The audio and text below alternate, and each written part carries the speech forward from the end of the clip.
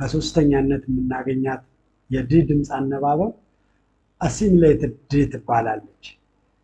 ዲ እና ዋይ ተከታትለው ሲመጡ ሁለቱ የተለያየ የድምፅ መፈጠሪያ ቦታ ስላላቸው ለምሳሌ ድ አልቬለር ሳውንድ ነው የምትባለው፣ የውስጠኛው የጥርሳችን ድድ ላይ ነው የምትፈጠረው። ይህ ደግሞ ቬለር ሳውንድ ነች። ወደኋላ የመጨረሻ የአፋችን የመጨረሻው ክፍል ስለምትፈጠር ሁለቱ ድምፆች ተከታትለው ሲመጡ ምላሳችንን ወደፊትና ወደኋላ በጣም እንዲንቀሳቀስ ስለሚያደርጉት ሁለቱም ተሳስበው አሲሚሌት ያደረጉና መሀል ላይ ሲገናኙ ሌላ ድምፅ እንዲፈጠር ያደርጋሉ። ስለዚህ ዲ ከዋይ ጋር ስትመጣ ተከታትለው ስለሚመጡ ይሄንን የምላስ ምልልስ ለመቀነስ ወደ ሌላ ባህሪ አሲሚሌት አድርጋ ወደ ጂ ድምፅ ተቀይራ ትነበባለች። ለምሳሌ ዲዲዩ ዲዲዩ በሚለው ተነጣጥሎ በሚነበቡ ሁለት ቃላት ውስጥ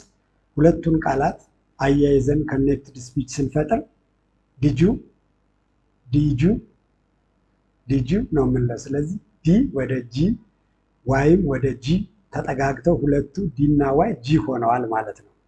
ለምሳሌ ውጁ ውጁ ውድዩ ውድዩ ውድዩ ስንል ዲ እና ዋይ ነበሩ፣ ግን ወደ ጂ ተቀይረው ውጁ እንላለን። ለምሳሌ ኩድዩ ኩድዩ ዲ እና ዋይ ነበሩ፣ ኩጁ ኩጁ። ስለዚህ እንደዚህ ተብሎ ሲነበብ ከሰማን ዲ ወደ ከዋይ ጋር አሲሚሌት አድርጋ ወደ ጂ ድምፅ ተቀይረው ነው ማለት ነው ይሄ ድምፅ የተፈጠረው። ስለዚህ ዲ አንዳንድ ጊዜ ወደ ጂ አሲሚሌት ታደርጋለች ማለት ነው።